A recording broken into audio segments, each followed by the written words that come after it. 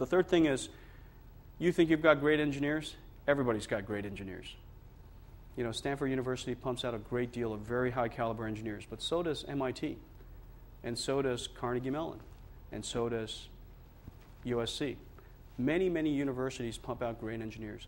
And today, the great engineers all have great tools. And it's very likely they all have pretty good funding. And so the challenge then is, now your idea is not unique. You also haven't discovered some kind of a fundamental secret sauce.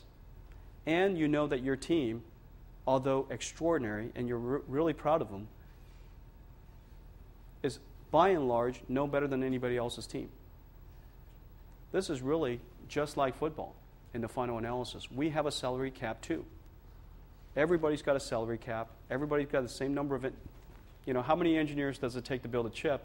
And can you add 10,000 engineers to build a single chip? So it's along the lines of how many what is the phrase of saying, you know, you can't deliver a baby in a month with 9 women.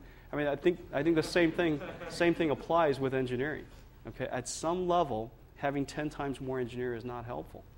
And so what that really says is, you know, in the 10 years that I've been at NVIDIA, there's not been a single thing that I can currently put my finger on that can tell you is the sustainable idea since our beginning.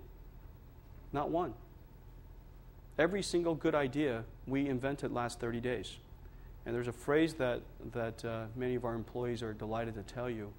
And if you know, if there are any investors out in the world, I'm saying this in jest. I don't actually mean it in reality, but our employees will say, Jensen's always telling us we're 30 days from going out of business.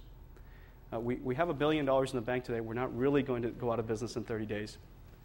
And if there are any employees, don't flee for the door.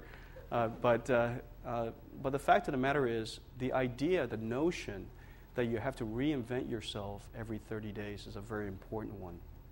The idea that the world changes so rapidly, so whatever techniques and whatever advantages or whatever technology you had or whatever strategies you had are really, in fact, going to be obsolete 30 days from now. And so you have to stay on your toes. You have to innovate constantly.